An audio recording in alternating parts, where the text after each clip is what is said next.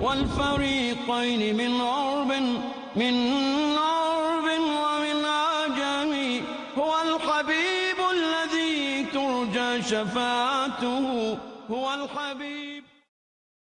السلام علیکم ورحمۃ اللہ وبرکاتہ. الحمد للہ رب العالمین وصلی اللہ وسلم علی نبینا محمد وعلی آلہ وصحبہ اجمعین ومن تبعہ باحسان الی یوم الدین. اما بعد. بلوغ المرام جو حدیث کی مشہور کتاب ہے، اس کا گزشتہ ہم نے قربانی سے متعلق جو چیپٹر ہے اس سلسلے میں مختلف باتیں بتائی تھیں، جس کا خلاصہ یہ ہے کہ قربانی ایک ایسی عبادت ہے جو اللہ تعالیٰ کو بہت زیادہ پسند ہے. اللہ تعالیٰ کے پاس درجات کی بلندی کا یہ ذریعہ اور سبب ہے. ویسے تو ہر آدمی دنیا میں اپنے مقصد کے لیے قربانی دیتا ہے، مگر اگر کوئی دین کی سربلندی کے لیے، دعوت اسلامی کو پھیلانے کے لیے قربانی دے تو یہ انبیاء کرام کا طریقہ ہے. اس کی یہ ادا اللہ تعالیٰ کو بہت زیادہ پسند ہے.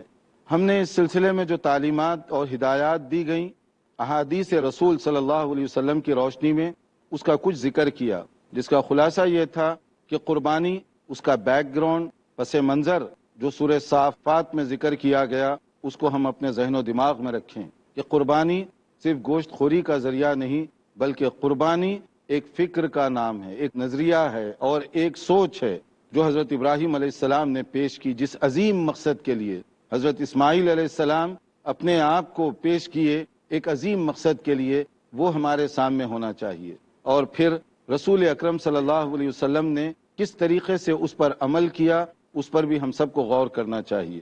باقی قربانی کے سلسلے میں کچھ اشکالات لوگوں نے پیدا کرنے کی کوشش کی، کچھ شبہات پیدا کرنے کی کوشش کی. کچھ لوگ انہوں نے اس طرح کی تحریک چلائی کہ جیسے قربانی کے موقع پر جانوروں کے ساتھ ظلم اور زیادتی ہوتی ہے، لہٰذا اس پر پابندی لگا دی جائے. کچھ لوگوں نے جو اپنا نام مسلمانوں ہی کے دفتر میں، رجسٹر میں درج کرواتے ہیں، انہوں نے قربانی کی اہمیت کو گھٹانے کی کوشش کی کہ اس کے ذریعے سے گوشت کا ضیاع ہوتا ہے، میٹ ویسٹ جاتا ہے، لہٰذا آپ قربانی کے بجائے وہ دولت کو جمع کر کے کسی اچھے مقصد کے لیے ویلفیئر کام میں اس کو لگا دیجیے. بظاہر دیکھنے میں یہ دونوں قسم کے اعتراضات وزنی لگتے ہیں، لیکن تھوڑا سا غور کریں تو اتنے ہی یہ بے معنی بھی ہیں، بے مقصد بھی ہیں. اس لیے کہ وہ تحریکیں جو عید کے موقع پر اچانک بیدار ہو جاتی ہیں اور جانوروں کے حقوق، تحفظ جانوران، مویشیوں کے حقوق، جانوروں کے اینیمل ویلفیئر اور اینیمل بینیفٹ وغیرہ وغیرہ کے نام سے، دیکھنے میں یہ لیبل بڑے اچھے لگتے ہیں، مگر اس کے پیچھے عزائم اتنے ہی زیادہ مکروہ اور غلط ہیں. اس کی وجہ یہ ہے کہ اگر وہ واقعی جانوروں کا تحفظ چاہتے ہیں اور اینیملز اور ان کے حقوق کو محفوظ کرنا چاہتے ہیں، تو انہیں چاہیے کہ دنیا میں جو مختلف قسم کے زو بنے ہوئے ہیں، ہر شہر بلکہ بعض جگہ ایک شہر میں کئی ہیں، ان کو پہلے ختم کر دیجیے. کیونکہ وہاں پر جو مختلف جانوروں کو باندھ کر رکھا گیا ہے، پنجروں میں مقید کر کے رکھا گیا ہے، ان کی آزادی کے خلاف ہے، ان کی نیچر کے خلاف ہے. آپ اپنی تفریح اور اپنے مشغلے کے لیے انہیں باندھے ہوئے ہیں، ان کو پہلے آزاد کروائیے. پھر دوسرا انہیں یہ کام کرنا چاہیے کہ ہمیشہ سے اپنے علاقے میں جو گوشت کی دکانیں چل رہی ہیں، میٹ سپلائر جو ہیں، چاہے وہ سلاٹر ہاؤس ہو، چاہے وہ اسی طرح کے کوئی اور کام کرنے والے ہوں، ان کو سب سے پہلے بند کروائیے، تاکہ معلوم ہو کہ واقعی آپ صرف مسلمانوں کے خلاف نہیں، بلکہ جانوروں کے لیے آپ کی کوششیں ہیں. اور وہ سال بھر گوشت فروخت جو ہو رہا ہے، اس میں صرف مسلمان نہیں بلکہ بہت سارے سپلائر میٹ کے کاروبار میں غیر مسلم بھی ہیں، ان کی بھی بڑی بڑی تجارتیں اور کاروبار ہے. تو آپ اٹھیے اور پہلے انہیں بھی روکنے کی کوشش کیجیے. سال میں ایک مرتبہ اچانک بیدار ہونا، اس کا معنی یہ ہے کہ نہ آپ کو جانوروں کے حقوق سے کوئی دلچسپی ہے، نہ آپ اس کے لیے کام کر رہے ہیں، بلکہ اس کا مقصد کچھ اور ہے. اسی لیے عین بقرعید کے موقع پر آپ کی رگیں پھڑکنے لگتی ہیں. اور اس میں دوسری طرف کچھ وہ لوگ بھی ہیں جو اپنا نام مسلمانوں کے رجسٹر میں تو لکھوانا چاہتے ہیں، مگر اسلام پر عمل کیے بغیر. ورنہ آپ کا دماغ، آپ کی سوچ آپ نے سمجھ لیا کہ اتنی ہے کہ وہ رسول اللہ صلی اللہ علیہ وسلم سے بہتر آپ سوچ سکتے ہیں. اور اگر آدمی اس طرح کی سوچ والا ہو تو اس کا مقام کیا ہوگا، اس کا جواب خود آپ کو مل جائے گا. آپ خود ہی سوچ لیجئے کہ رسول اللہ صلی اللہ علیہ وسلم جو وحی کی روشنی میں کسی چیز کا ذکر کرتے ہیں، وما ينطق عن الهوى ان هو الا وحی یوحى، وہی جو نازل ہوتی ہے اس کی روشنی میں آپ حکم دیا کرتے ہیں، وہی آتی ہے اللہ تعالیٰ کی طرف سے، اور آپ اللہ کی شریعت میں یہ کہہ رہے ہیں کہ یا اللہ تو نے یہ غلط قانون بنایا اور ہمارا دماغ اس سے زیادہ سوچ رہا ہے. یعنی خالق رب العالمین احکم الحاکمین اس سے زیادہ آپ سوچ رہے ہیں. فائدے اور نقصان کے بارے میں آپ کی عقل اس سے زیادہ کام کر رہی ہے کہ آپ گویا اللہ کو مشورہ دینا چاہتے ہیں کہ قربانی کے لیے جانوروں کو ذبح کرنے کے بجائے اس کی رقم اگر جمع کر کے خرچ کر دی جائے تو اس میں ثواب زیادہ ملنا چاہیے. تو گویا کہ آپ زیادہ جانتے ہیں حکمت کو، آپ زیادہ جانتے ہیں مصلحت کو، اور رسول اللہ صلی اللہ علیہ وسلم سے زیادہ آپ کو امت کا درد ہے، آپ کو امت کے مسائل کا احساس ہے. یہ باتیں دیکھنے میں چاہے جیسی ہی لگتی ہوں، یہ ان لوگوں کی باتیں ہیں جو دین کے نام پر دین کو ختم کرنا چاہتے ہیں، جو دین سے ایک طرف محبت کا اظہار کرتے ہیں مگر ان کے رگ و ریشے میں دین سے دشمنی بھری ہوئی ہے. ورنہ ایک آدمی جو اپنے آپ کو مسلمان کہے اور اللہ کے خلاف بات کرے، ایک اپنے آپ کو مسلمان کہے اور رسول اللہ صلی اللہ علیہ وسلم کے فیصلے کے خلاف جسارت کرے. قرآن کیا کہتا ہے اس بارے میں دیکھیے، فلا وربک لا یؤمنون حتی یحکموک فیما شجر بینہم ثم لا یجدوا فی انفسہم حرجا مما قضیت ویسلموا تسلیما. اللہ کی قسم اس وقت تک تم مسلمان نہیں ہو سکتے جب تک کہ تم اپنے اختلافات، آرگیومنٹ، تکرار یا ڈاؤٹس میں رسول اللہ صلی اللہ علیہ وسلم کو حکم اور فیصل نہ تسلیم کرو. نبی صلی اللہ علیہ وسلم کا حکم آ گیا، بند ہو گئی میری زبان آپ کی زبان، میرا آرگیومنٹ آپ کا آرگیومنٹ، میری تکرار آپ کی تکرار. جب نبی کا فرمان آ گیا، نبی کی سنت آ گئی، فل اسٹاپ. یہ دین اور مسلمان ہونے کی پہچان ہے، اور اگر کوئی یہ نہیں کرتا تو اس کا معنی ہے کہ وہ مسلمان نہیں ہو سکتا. لا یؤمنون، وہ مسلمان ہو ہی نہیں سکتا. نبی کا فرمان آئے اور آگے سے اف اینڈ بٹ، یہ اور وہ، لیکن اور اگر اور مگر میں آپ جو ہے الجھتے رہ جائیں گے تو یہ دین نہیں ہوگا. قربانی ایک ایسی چیز ہے جو قرآن میں پیش کی گئی. قربانی جس طریقے سے نبی کریم صلی اللہ علیہ وسلم نے دی، نبی صلی اللہ علیہ وسلم، ترمذی کی جو حدیث اس سے پہلے آپ کو سنائی جا چکی، اقام رسول اللہ صلی اللہ علیہ وسلم بالمدینہ 10 سنین یضحی، نبی صلی اللہ علیہ وسلم مدینے کی زندگی وہاں قربانی پابندی کے ساتھ آپ دیا کرتے تھے. جب یہ نبی کی سنت، صحابہ کرام نے اس پر عمل کیا تو یہ سنت ہم سب کے لیے ہے، یہ حکم ہم سب کے لیے ہے. اس لیے اس طرح کے خوشنما کلمات کہنے والے، ان کے ذہن اور اس میں جو آلودگی ہے اس کو بھی سمجھیے، اس کو بھی محسوس کیجئے. یہ ہمدرد دین کے ہو سکتے، نہ یہ ہمدرد اپنے آپ کے ہو سکتے. جو آدمی اپنے پاؤں پر اس طرح کی کلہاڑی مارے، اس طرح کی ضربیں چلائے، وہ کیسے ہمدرد ہو سکتا ہے؟ ہم یہاں چاہیں گے کہ تھوڑا سا وقفہ کریں، کیونکہ گزشتہ لیکچر کے بعد کافی سارے سوالات ہمارے رہ گئے تھے. بات آگے قربانی کے آداب اور اس کے احکام سے پہلے اگر آپ کے کچھ سوالات ہوں تو پہلے وہ کر لیجیے. جی السلام علیکم سیخ. وعلیکم السلام. میرا سوال یہ تھا کہ قربانی کے روز جو روزہ رکھتے ہیں لوگ، یہ کہاں تک صحیح ہے؟ اور اگر رکھتے ہیں تو وہ بولتے ہیں کلیجی کے ساتھ روزہ کھولتے ہیں، اور جو قربانی نہیں کرتا ان کا کیا مطلب؟ قربانی کے دن روزہ رکھنا یا جو لوگ روزہ رکھنے کی بات کرتے ہیں، اصل میں وہ روزہ نہیں ہے، کیونکہ عیدین کے موقع پر روزہ رکھنا خلاف سنت ہے. رمضان کی عید ہو، عید الفطر یا عید الاضحیٰ، اس دن روزہ رکھنا جائز نہیں ہے. اگر آپ عید کر رہے ہیں تو روزہ نہیں ہو سکتا، دونوں چیزیں بیک وقت نہیں ہو سکتی. عید ہوگی یا روزہ ہوگا. اگر آپ عید کی نماز پڑھ رہے ہیں تو روزہ نہیں رکھ سکتے آپ. البتہ بقرعید کے موقع پر عید کے آداب میں یہ بات ہے. اس کو عرف عام میں ہو سکتا ہے آپ کے علاقے میں لوگ جو ہے آسانی سے سمجھنے کے لیے روزے کا نام دیتے ہوں، لیکن وہ شرعی صوم نہیں ہے.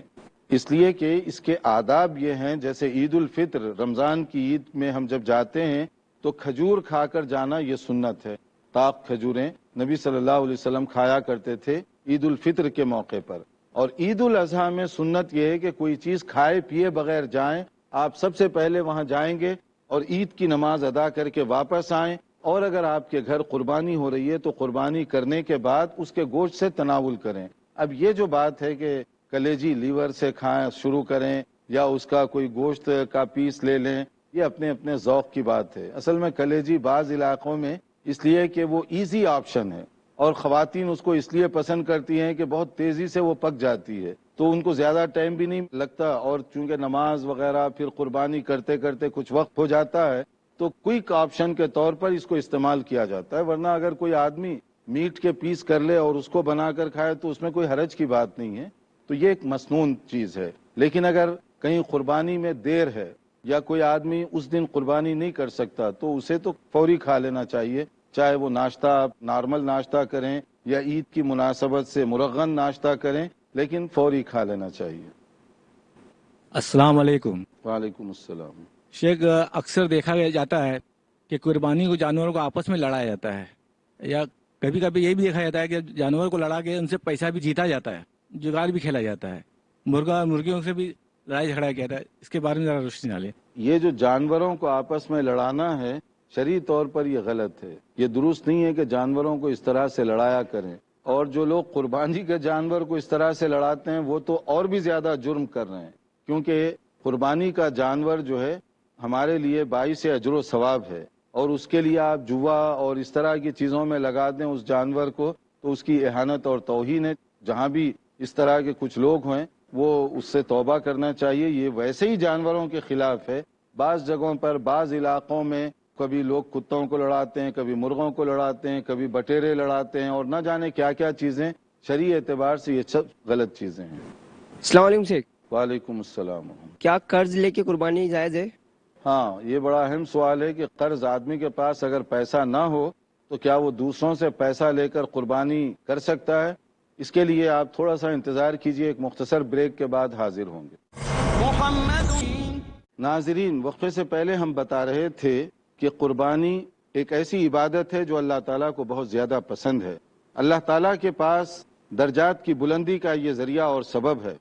ویسے تو ہر آدمی دنیا میں اپنے مقصد کے لیے قربانی دیتا ہے، مگر اگر کوئی دین کی سربلندی کے لیے، دعوت اسلامی کو پھیلانے کے لیے قربانی دے تو یہ انبیاء کرام کا طریقہ ہے، اس کی یہ ادا اللہ تعالیٰ کو بہت زیادہ پسند ہے۔